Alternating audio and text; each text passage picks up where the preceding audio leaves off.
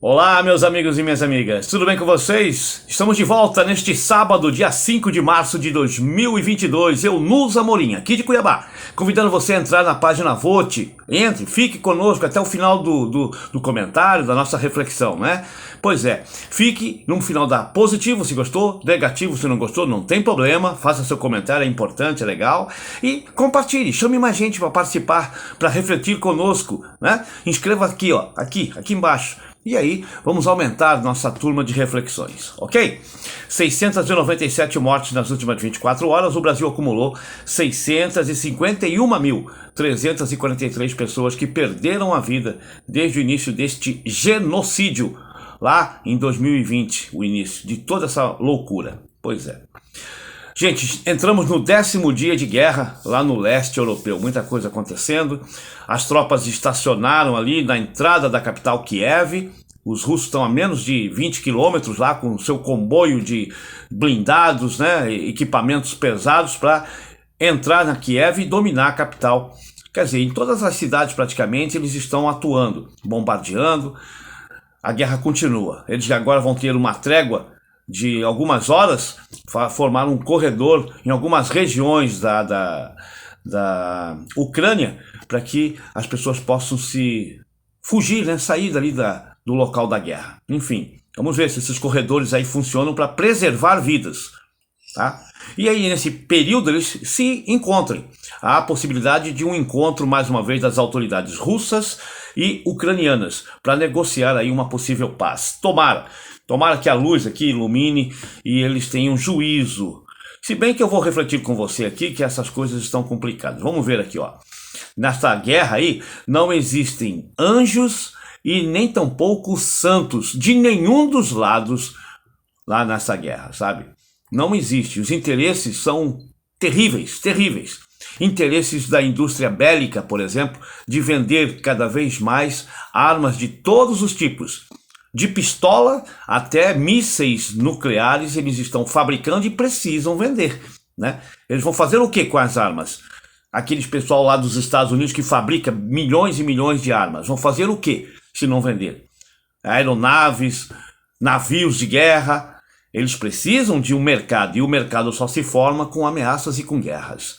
Daí se justifica, por exemplo, essa loucura lá na Ucrânia e em outros lugares do mundo, sabe? Somália, na África, né? Na Ásia, confrontos lá no Oriente Médio, continuam as guerras lá, Arábia Saudita com o Iêmen lá e os Estados Unidos não faz nada, sabe? Lá ninguém fala nada, tá passando despercebido, né? A desumanidade que acontece dos árabes contra o Iêmen. Pois é um massacre que está acontecendo lá, mas ninguém fala nada. Os olhos estão voltados para a Ucrânia. Que esta guerra, gente, vamos refletir. Como eu disse, não tem anjos e também não tem santo em lugar nenhum, nem do lado de cá da OTAN, dos Estados Unidos, né? Que eu falo do lado de cá, que eu digo, é o lado do Ocidente, onde eu estou. O Brasil está no Ocidente. E nem do lado de lá, do lado da Rússia, enfim, que é mais pro leste, né? Pois é, não tem não. Por quê? Olha só os interesses, além do interesse bélico, que eu já falei, que é o maior de todos, vender armas, né? E eles influenciam politicamente, inclusive esses países. Os interesses políticos e politiqueiros de ambos líderes das grandes potências, por exemplo, tá? Em se manter no poder a qualquer custo.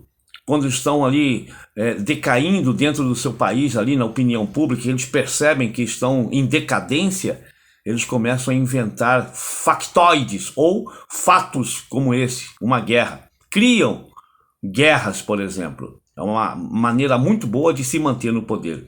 Vladimir Putin, a economia em crise lá na Rússia, já estava antes da guerra.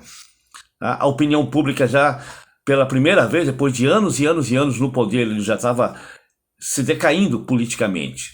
A guerra cai como uma luva. Essa invasão que ele causou, um crime, não, sabe, tem que ser punido esse Vladimir Putin, ele não vale nada e tem que ser punido, tá?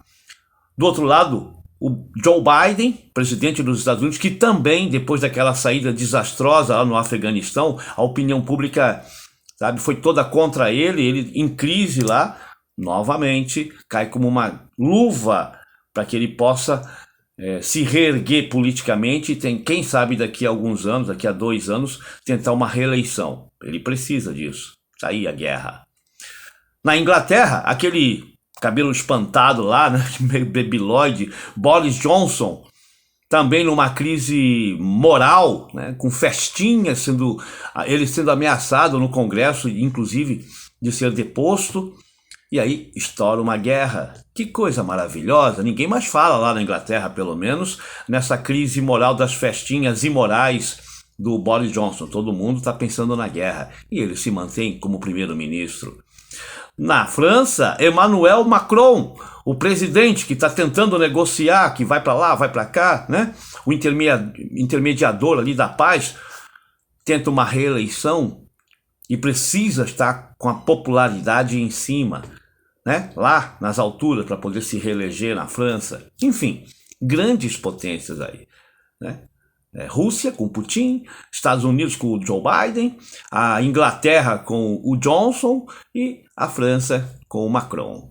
E esta guerra faz com que eles fiquem populares, poderosos, voltem a se mostrar poderosos, articuladores. E aí continuam no poder. Essas manipulações, vidas que estão sendo perdidas lá, usina nuclear que míssil chega perto e vai explodir, né? E aí fica aquela coisa, mas poxa vida, será que os russos são tão incompetentes, são tão imbecis a ponto de explodir uma usina nuclear? Quem ganha com isso? Sabe? Será que Putin é tão incapaz de perceber o perigo de uma usina nuclear daquela dimensão explodir?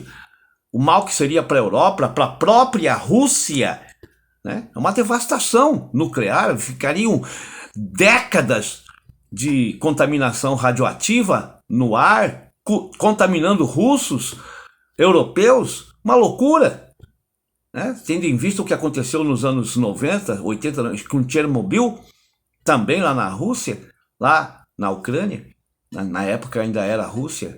Então, gente, sabe, são umas loucuras que chegam assim que a gente não entende. Estourou a 500 metros lá sabe, dos reatores nucleares, sabe, não cabe na cabeça de ninguém essas questões, mas as imagens mostraram lá o incêndio, vai entender isso, né? Mas esses políticos continuam lá, no topo da onda dos seus países. E aí, a gente reflete, por exemplo, notícias como aconteceu ontem, lá na Europa, um ataque cibernético a bases de satélites deixou milhões de europeus sem a internet, tá?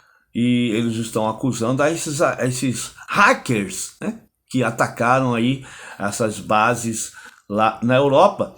E aí as empresas que são dos Estados Unidos, empresa francesa que tem esses satélites, a Eutelsat, que foram atingidos, né? Orange, olha só, a Nordnet, então são empresas todas essas que faturam muito e ficaram fora do ar, os seus clientes ficaram sem a rede de cobertura da internet.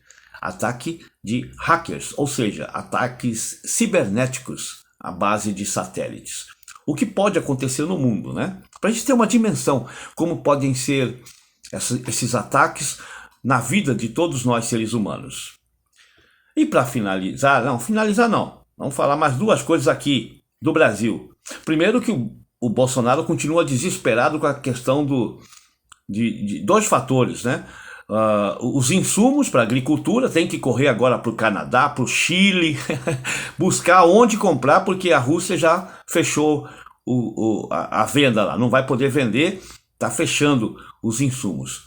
Então, eles vão ter que comprar de outro lugar. O potássio não vem mais. Então eles têm que comprar o do Canadá, a ministra da Agricultura vai viajar para o Canadá, o Chile também tem, enfim, tem que arranjar da onde vir para não perder aí a safra, não começar, vão precisar disso já para abril, maio, a plantação da safra do 2º semestre. E aí a agricultura pede, pelo amor de Deus, não pode ficar essa lacuna. É uma crise, é um problema. E aí Bolsonaro tem que correr atrás disso aí. Enquanto nós temos fábricas, indústrias de fertilizantes aqui fechadas, brasileiras. Medite. não se investe em tecnologia. E aí, para finalizar agora, a outra questão que o Bolsonaro está louco da vida é a questão do combustível, petróleo. Petróleo vai subir com o barril, como eu disse, já chegando a patamar de 113 dólares lá fora, o barril. Então, a tendência é que ele quer segurar os preços, que senão danou-se. Como é que o povo vai viver? Aí, por exemplo, ele já está, agora em agosto, ele está anunciando aqui, como é o nome estou vendo aqui na internet, um novo presidente para Petrobras. E é gente de confiança dele, o Rodolfo Landim. Ele vai ser o anunciado presidente do Conselho de Administração da Petrobras, que aí é o conselho que discute, né, preços, essas questões todas, para os acionistas que querem lucro. Lucro. A Petrobras não é mais uma estatal, não quer mais saber, não precisa mais prestar contas ao Estado. O controle não é mais do Estado. O Estado tem lucro. Sabia? Uma boa parcela dos lucros da Petrobras ainda são destinados ao governo, o Estado, que é o principal acionista. Tem grandes ações, mas não tem o controle, né? Nem de preços.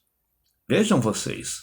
E aí ele vai colocar esse Rodolfo Landim, homem lá do Flamengo, a nação flamenguista, para quem tem... Pois é, a Petrobras vai ficar na presidência lá do Conselho de Administração da Petrobras, Rodolfo Landim. Vamos aguardar. E para finalizar agora sim, o PIB no Brasil, em 2021, foi anunciado ontem, deu uma recuperada, né? Subiu, foi positivo, cresceu 4,6% o ano passado. Juntando PIB é toda a riqueza gerada com serviços, né, e com produção. Tudo que se produz com agricultura, soma tudo. Agricultura, pecuária, indústria, comércio, turismo, enfim, tudo. Os serviços prestados, o comércio, junta, esse é o PIB. Do ano de 2021, cresceu 4,6% aqui no Brasil. Bom, na lista dos novos bilionários, subiu, né? Cresceu. Surgiram mais bilionários brasileiros. Olha que coisa maravilhosa, sabe? Subiu o PIB, subiu o número de bilionários. O Brasil tem mais bilionários no mundo. Que coisa, né? Mas e o IDH? E o Índice de Desenvolvimento Humano da população, do povo brasileiro, tá? A qualidade de vida da população brasileira melhorou? Todos estão vivendo melhor, já que o PIB subiu, cresceu um pouco, né? Melhorou, diminuiu a carestia, diminuiu aí, sabe, o preço das coisas para você se alimentar melhor, para você viver um pouco melhor, com maior dignidade. Melhorou sua vida? A sua vida melhorou com o crescimento do PIB? O povo está mais feliz? Esta é a questão. Surgiram novos bilionários no brasileiros, né? O PIB melhorou. Gente concentrou riqueza. Mas e o povo? O povo vive bem? O povo está feliz? Fique com essas reflexões, tá? E vamos torcer para que as cabeças se iluminem, para que a gente não tenha uma guerra nuclear, uma terceira guerra surgindo lá na Ucrânia. Reflita e compartilhe a nossa página. Um abraço.